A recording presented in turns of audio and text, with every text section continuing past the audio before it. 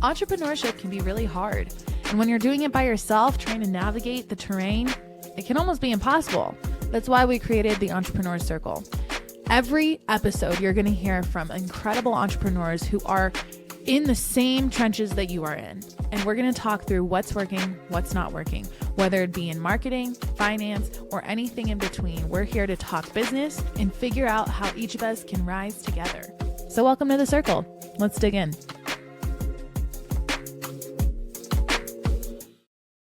Hey, everybody. Welcome back to Entrepreneur Circle. My name's Paresa. I'm your host, and I'm here with the one and only Susan Hay. Thank you. It's so good to be here with you. Likewise, Susan is an amazing business coach. Her and I had the chance to meet at Four Rooms Mastermind. You've heard me talk about it so many times, but we got to connect there. And it's funny because it took us flying to Austin for that conference to meet when we both live in Colorado. I know. It's so wild. Such a small world, isn't it? It's a small world, but I know you guys are going to love this conversation because Susan and we got deep while we were there, and I feel like we just scratched the surface as far as, everything from growing and scaling your company to being resilient, going through the storm and coming out stronger on the other side to, just how to show up as a strong female entrepreneur. So I feel like there's a lot of good stuff that we're going to uncover today. But first, I want to hear about you, Susan. So I'd love for you to give us the high level view of how you even got into business coaching.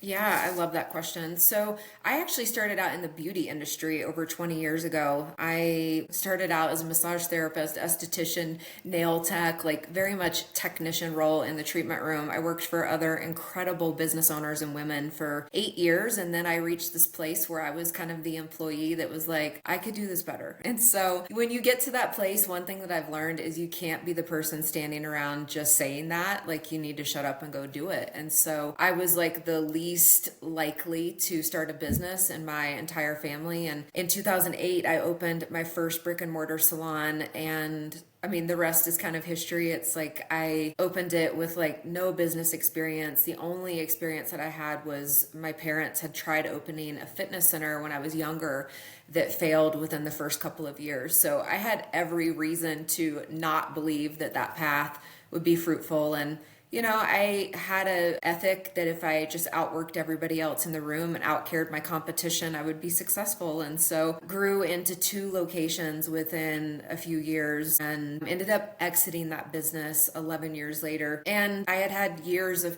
other business owners coming to me and asking me how I did it.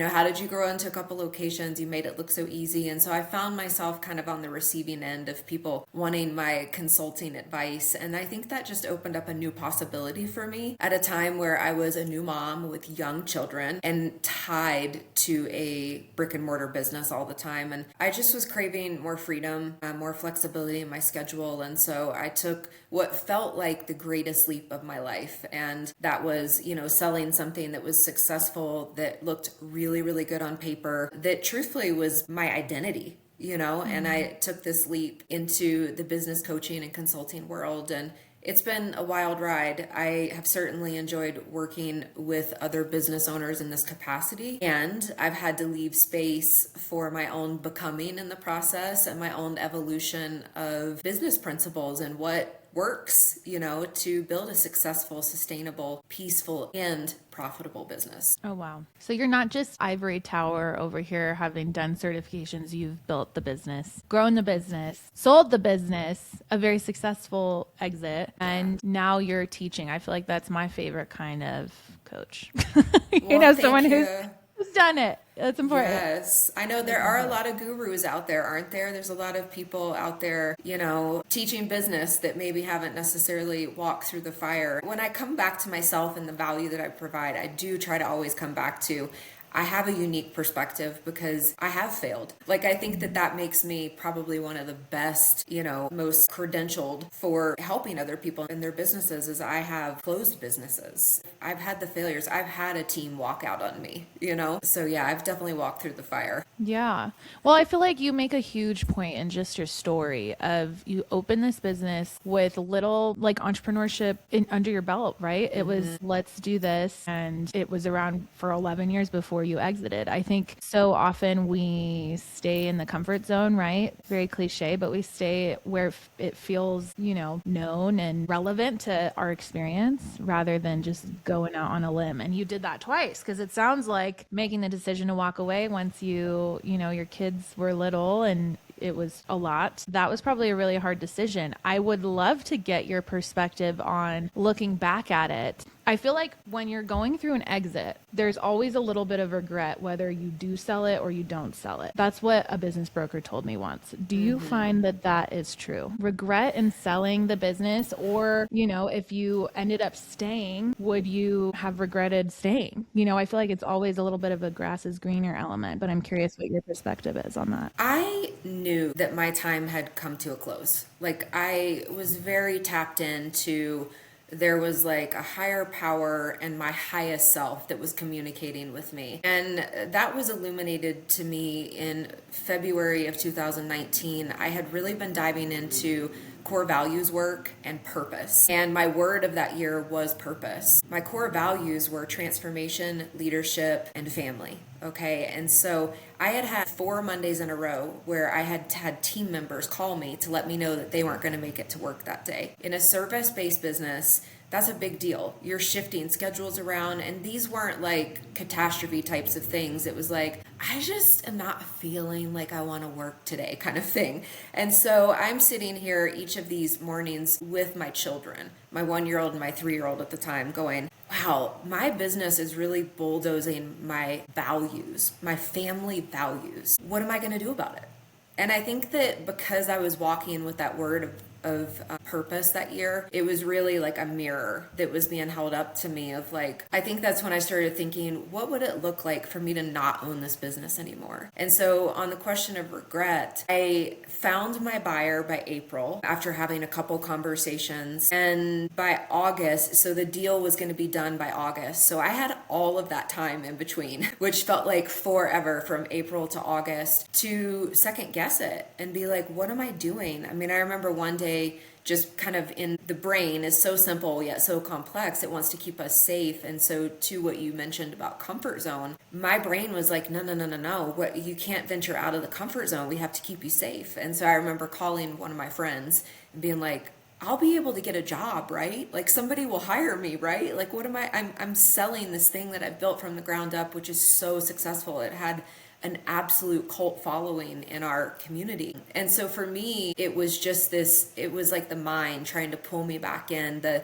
mind that wants to keep us limited. And I had to just keep facing it and being like, okay, we're doing it. We're going to go to the ledge and we're going to free fall, And so when August came around, it was a very celebratory thing, but it was also a trip to experience because, and I always tell people this, I had more money than I had ever had in the bank. I had investment properties and this big sale that just went through, and I felt the brokest that I ever felt because my identity was so tied to that business. And so truly no regrets, because it dropped me into this journey that I had to go on to really discover, who am I without this business? Who is Susan? Wow. I love that. And I think I'll open up a little bit on this show. I'm a little nervous about it, but I think I asked that question because I had an opportunity to sell earlier this year, and it was something that I thought I really wanted. And then when push came to shove and the offer came and we were about to sign the LOI, I backed out of it. And I think, it's interesting to think through, what that decision would have meant if I went forward, or how it's going to pan out now, because it is a similar reason.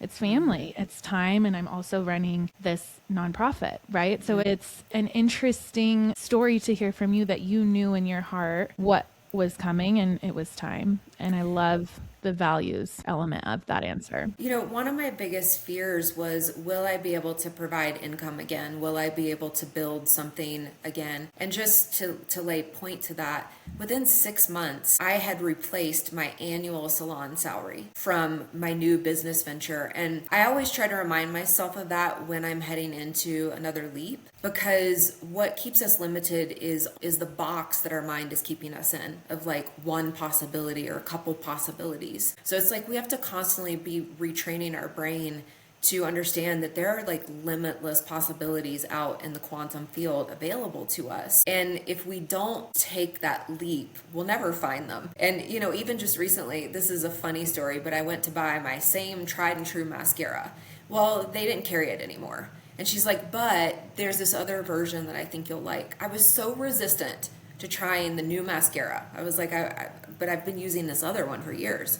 I was like, fine, I'll try it. They're like, you can return it within 30 days if you don't love it. I love the new mascara, but like I almost missed the new potential. And it happens in every day in different ways, from big things like career pivots, selling or exiting a business, or, you know, a new restaurant or a new pathway on a walk. It's a lot. I think this quantum physics element of this is so interesting because there are infinite possibilities of where you could take your life and what comes next. And when you stay put, you're staying put. You're not allowing those things to come forth. So it's an interesting dynamic. And I love, you know, to expand on the values piece, I feel like so often we get busy chasing the money and the potential and the vision that we see for our business, that our values kind of take not a backseat, but it's not the North Star. You know, it's not the one thing that's keeping all your decisions going in the right direction, because you get distracted by the shiny objects, you know? So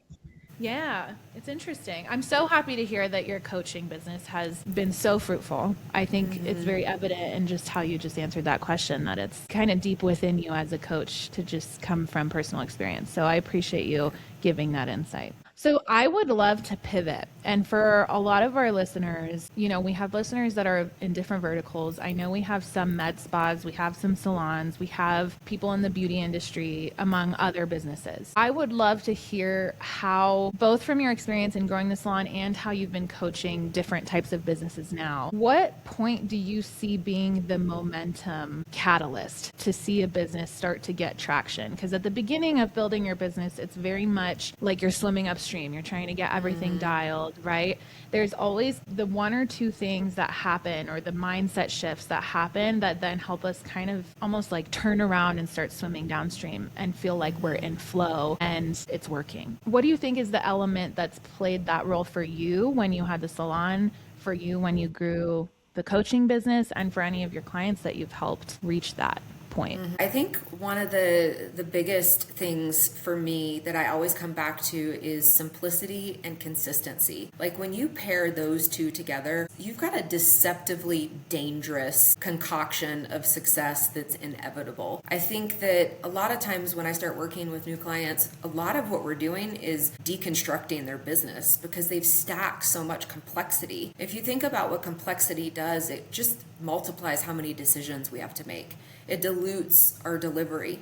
And I think one of the most important things that we can have for building businesses that people want to come back to time and time again is having a red carpet experience. It's making sure that we have built a feeling baked into what we do. I kind of talk about it in 3 levels, but then also like a surprise and delight element. You know, in my brick and mortar salon, we were the in-between option, in between the quickie nail shop and the overpriced day spa. And one of the things that our core of our service was friendly, sanitary, consistent, and personable experiences. That cost us $0 to deliver that to people. And it created a lot of trust with our customers that came in. It's what had them coming back, but it was the surprise and delight factor that I have baked in. We had a giant movie projector screen playing Sex and the City on rotation all day, chick flicks every Saturday. We had back then champagne, we had endless jelly bellies. We had these little surprise and delight things that had people talking about us at brunch the next day with their friends. And so I think that if you have a red carpet experience, you really just focus on that client experience, building that loyalty,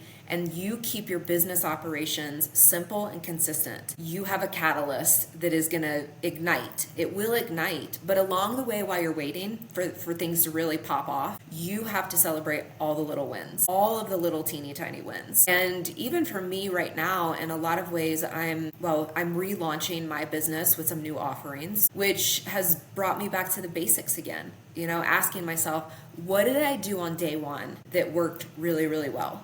And that's what I need to be doing right now. It's not necessarily reaching for the new, like you said, shiny thing that everybody else is glorifying and that worked for somebody else. I think that's one thing that's become a slippery slope for a lot of us in entrepreneurship, especially in our social media world, is that we have access to watch everybody's highlight reel. We don't have the full story, but we're seeing somebody saying that this is working for them, and now all of a sudden we're thinking, okay, well, this is going to be a slam dunk for me.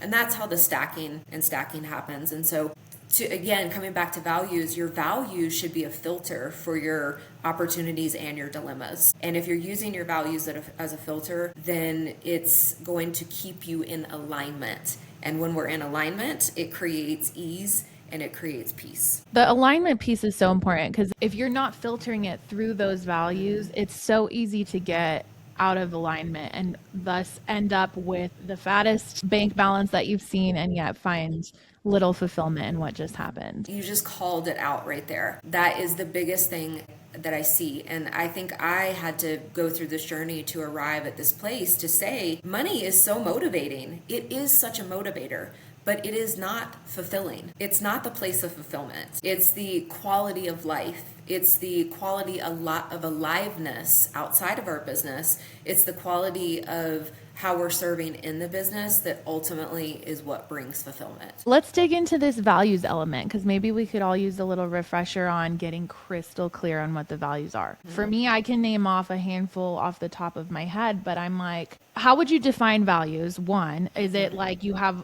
buckets of things that are very important to you? That's your number one and it will always be a priority? Or is it more like concepts? Give me your MO on how to really get clarity on your values as a business owner. Yeah, I think one of the first things that you can do is just kind of check in with yourself. Okay, what do I value? Then you can look at a list. I mean, anybody can Google list of core values. Look at that list. Like, what words are popping out at you? I always tell people you can't have 12 core values. Like, that's just going to be too much. But if you can dial it down to like 4 different values, then these values get to be, like I said, a filtration system for you. It's kind of like a GPS that guides you. If you don't know what you believe for, then you will be tricked into every dupe and every fast track in life, and you will be exhausted. So, and I think just in general, being a business owner is an overwhelming path anyways. Like it's a very different pathway than showing up and plugging into somebody else's business where they're giving you the directive. You're literally having to guide yourself. You need a roadmap. You need the GPS, And so to me, that's kind of how I tend to guide people for finding their values. Transformation is important to me. As I told you, that's a value. I don't want to be stuck on a treadmill of transformation, but I want to be able to change and evolve when the world is asking that of me. Family is absolutely a value for me. I had 3.5 years of infertility and a failed adoption before I held my first son. So it's like I put a lot of like honor into that role as a mother. Also, I'm like the curator of their memories from their childhood. So I take it very seriously, and the way I show up to my business and to my day impacts them.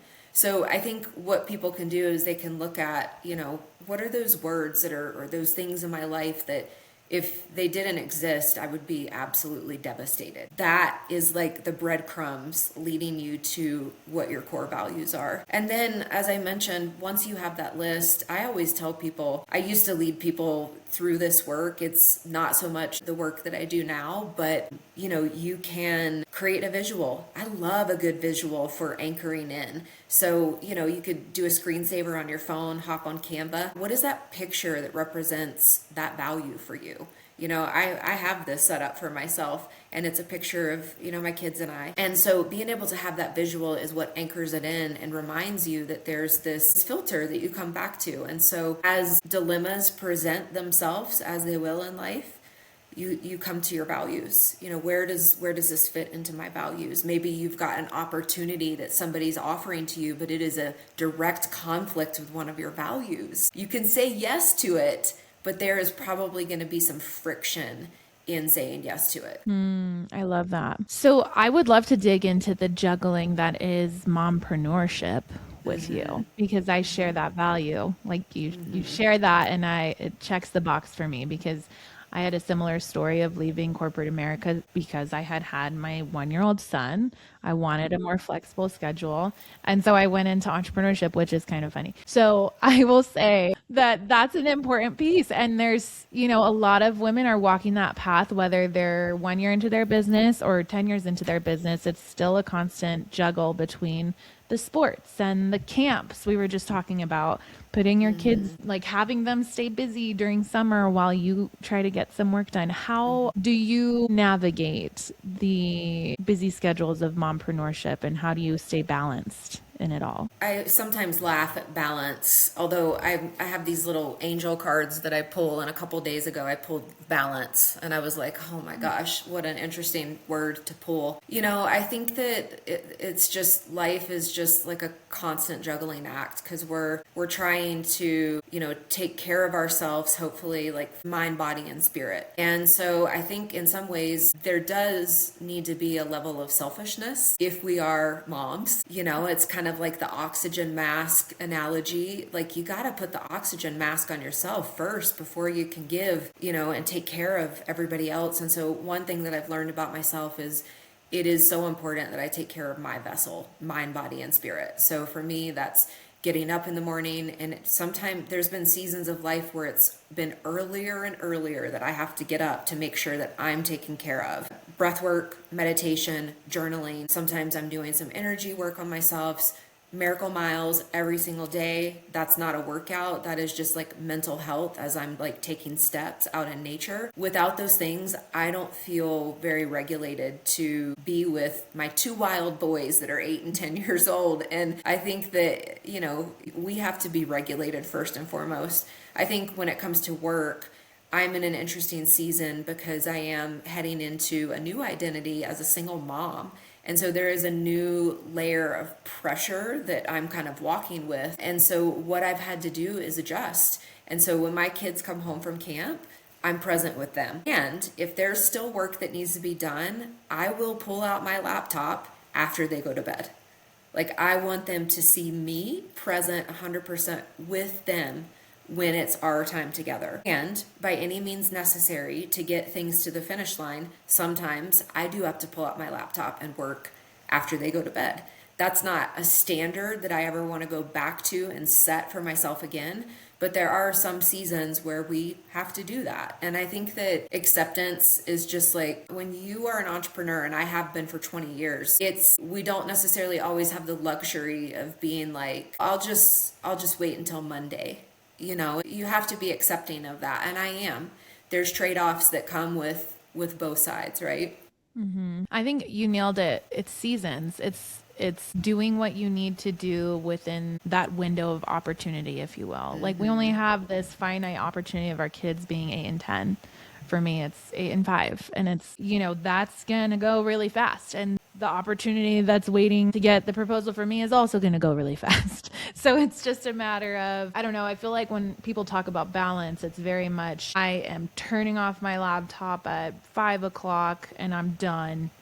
And I'll come back to it tomorrow. And it's just like this stringent schedule where it's really just a push and pull. It's the moving and flowing with it and showing up and giving your all in whatever moment you're in. I think one pitfall I fell into early in this game was kind of split attention, where it's like I'm half with the kids and half on my laptop or half on my phone. And I feel like so many people do that anyways, whether it's work or not. We're sitting there scrolling Instagram. I'm guilty of it too, while we're with the kids. And next thing you know, they're calling your name 3 times and you hear them on the 4th. And that's where I feel like it's the worst thing you could do, because you're sitting here kind of convoluting your most important things, whether it's your business and your family or otherwise. When if you really root down and are present, I feel like that's really where you find fulfillment, progress, all the good things that you're after. I 1,000% agree with you. And I have a quick story, because what I have learned for myself is that presence is the new luxury, 1,000%. And it was back in 2022, I had just come to the other side of like 3 launches in a row and a live event. And I found myself not just knocking at the door of burnout. Like, I was like a puddle on the floor.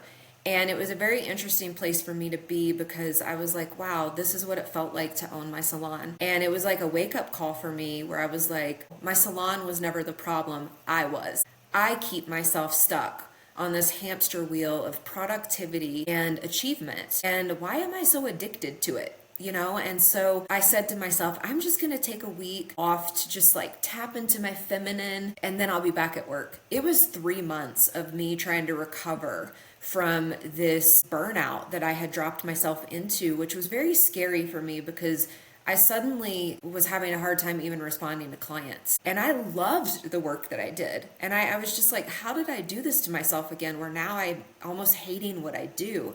And so I had this summer of just like softening. And I remember putting my youngest son to bed one night. This was 2022. He's 8 now. So he was, 4 years old, something like that. I was putting him to bed and he was holding my hand and he whispered in my ear, "I love you, mommy." And it hit every cell of my body. I don't know how to explain it except for it was like a God moment. It woke me up and it felt so good to not just be in a moment, but to feel a moment in time. And I just remember being like, oh my gosh, this is bliss. Like, I want more of this. This is like, I'm like, tap it in, give me this drug. And that really kind of set me on this path of trying to access more of that in my day to day. And it's just been a slow unraveling, and what has led to like the girl boss dying, this hustle hard president of the Girl Boss Club. Like all of those last segments of her just kind of like finally dying and allowing presence to be the North Star, really. And so I've really had to scale back from multitasking. Sometimes I do still catch myself doing it, but it doesn't feel good. It's not aliveness. I can tell you that. Now that I'm kind of like to the other side of the way I used to be, presence is one of the most freeing things that we can give ourselves. And I was texting with another entrepreneur a few weeks ago. We were trying to sync up our calendars and she said, "Hey, I'm on a flight headed to Nassau. Is it okay if I get back to you when I come back?" And I was like, absolutely. Go have so much fun on your trip. Like, if we cannot flex our freedom, then what's the point of even doing this? And she admitted to me, she's like, "I'm awful at this. Like, I'm not good at going on vacation and being present." And I just, in my heart, I was like, oh my gosh, she's going to have the best time if she can let her business go, if she can not worry about anything, and if she can just be with her family. Hopefully she'll catch the bug. She'll have that cellular moment of bliss where she sees like how addictive it can be and intoxicating it can be when we actually access presence. Yes, more of this, more presence. I love this so much, Susan. I really appreciate your insight. I feel like there's absolute gold in this conversation, and I hope that this resonated with you guys as the listeners.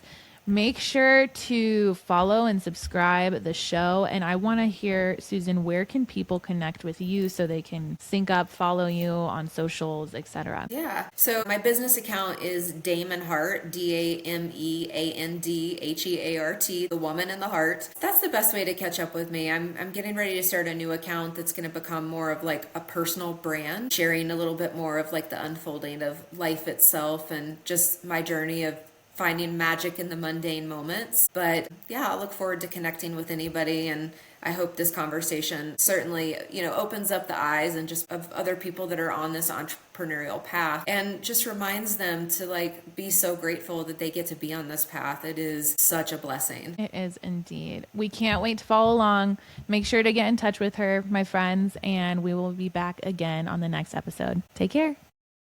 Remember this as you go about your day today.